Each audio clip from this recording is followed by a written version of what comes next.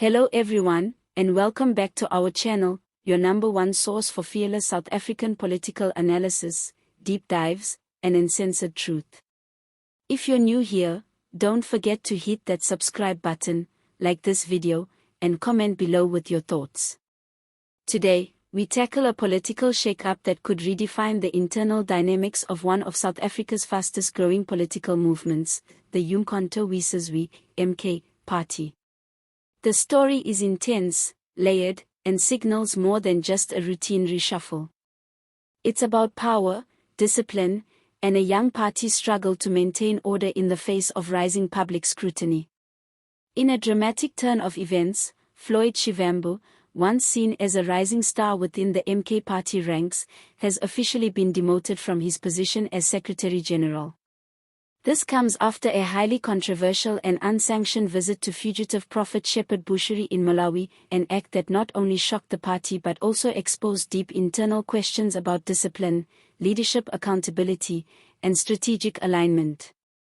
Now, as the dust begins to settle, all eyes are on Nhlamulo Ndhlela, the MK party's outspoken national spokesperson, who is emerging as the frontrunner to fill Shivambu's shoes and take over as the party's new Secretary General.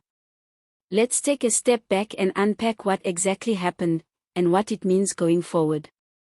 It all began with Shivambu's mysterious trip to Malawi, where he was seen meeting with none other than Shepherd Bushiri, the self-proclaimed prophet who fled South Africa while facing serious fraud and money laundering charges. The optics alone were catastrophic for a party that has built its identity around integrity, justice, and a zero-tolerance stance on corruption. MK Party Chairperson Nkosinathi Nhleko wasted no time in condemning the trip, branding it a serious breach of party protocol. According to Nhleko, Shivambu undertook this visit without any official mandate, and worse, without even informing party leadership. The implications: a total undermining of the chain of command and a public relations disaster at a time when the MK party is trying to solidify its reputation ahead of the crucial 2026 local government elections. Following the backlash, Shivambu was swiftly redeployed to parliament, essentially sidelined from party decision-making in what is being described as a disciplinary demotion. The message from MK leadership was loud and clear: no one is above the party, not even the Secretary General.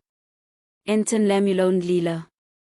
Calm under pressure, articulate in the media, and fiercely loyal to the party's founding principles, Ndhlela has emerged as a stabilizing force amid this internal turmoil. And unlike Shivambu, who has at times been viewed as impulsive and self-styled, Ndhlela is known for his strategic discipline, ideological clarity, and public poise. Responding to the scandal, Ndhlela made it absolutely clear that Shivambu acted on his own, and not under instruction from the party. He reiterated the MK party's stance on fugitives, saying, "We are more hegemony than we ever had," brushing off any claims of disunity and instead projecting a message of internal cohesion and renewed discipline. But what's really turning heads is what Ndhlela said next. When asked whether he'd consider stepping into the role of Secretary General if nominated, his response was measured but firm: "We are guided by discipline and commitment. If called upon, I'm ready to serve." This wasn't just a diplomatic soundbite, this was a clear indication of readiness to lead, to restore order, and to guide the party through one of its most turbulent moments yet. It's important to remember that the role of Secretary General is no small position in a political party. It's the administrative and ideological heartbeat of the movement, tasked with ensuring that the structures run efficiently, that party members remain aligned to core principles, and that discipline is enforced across all levels.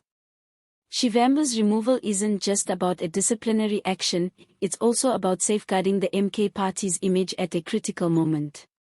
The party, still very young and founded under the shadow of former President Jacob Zuma, has faced relentless scrutiny.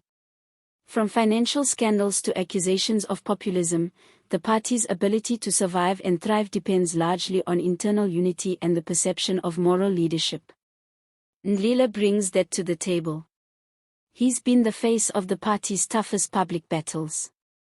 He's defended the MK party in court disputes, addressed the media in the wake of controversial decisions, and has become something of a trusted communicator for both rank-and-file members and the broader public.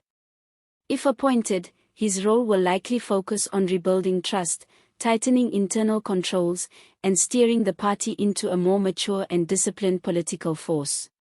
Now, according to party insiders, the formal decision on who will succeed Shivambu is expected before the end of July. The leadership is currently assessing potential candidates, but Ndhlela's name continues to top the list. And let's be honest, if stability is the goal, Ndhlela is the man for the job. But let's not ignore the political undercurrents here.